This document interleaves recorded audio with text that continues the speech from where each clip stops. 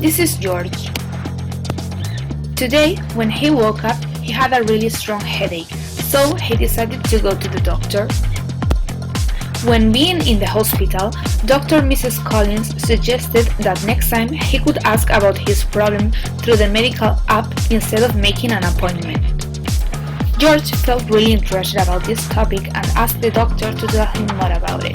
Mrs. Collins told him that there are many advances such as the parts to measure the glucose, the use of nanobots in blood, or the use of stem cell reconstructive in surgery. But what is the real situation of this industry nowadays?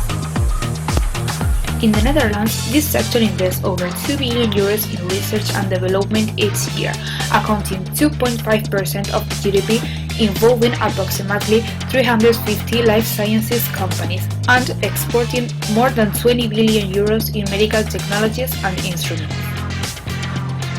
In OECD countries, the global life sciences sector has experienced healthy growth. For example, the world pharmaceutical market has doubled within a decade. The strong growth rates until 2020 are also forecast for the market for medical devices. The health expenditure as percentage of the GDP will increase, for example, in the USA from 16 to 26%.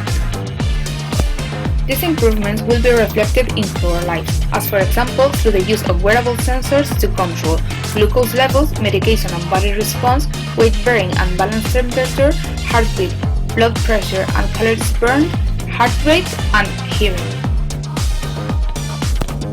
Or through the digitalization of healthcare with the help of computer doctors using mobile clinical assistants, computerized nursing card, point-of-care terminal, and hospital self-service system. In addition, some research point that 83% of doctors have a website dedicated to their practice, more than 60% allow patients to fill out medical forms online ahead of time, 74 use a practice management system in their office, and over 60% of doctors have sent prescriptions to a patient electronically. Moreover, secure and open platforms such as IBM Watson connect patients with doctors in order to collect and share accurate data and will contribute to the digitalization of healthcare. However, there are some relevant negative aspects too. The human supervision over these technologies is still necessary to avoid errors on the systems, and there is a risk of possible violations of confidentiality and privacy. The inequality existing between North and South countries.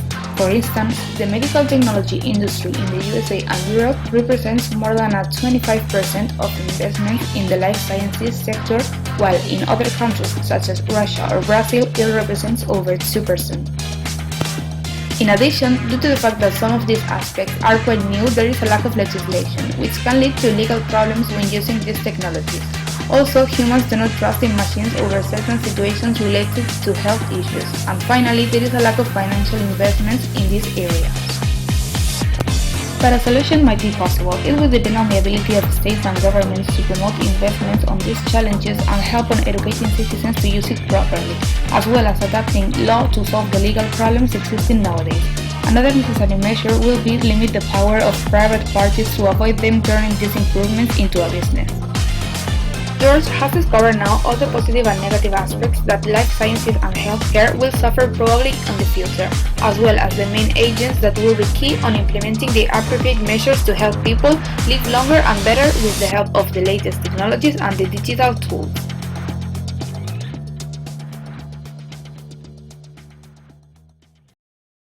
Created using Powtoon.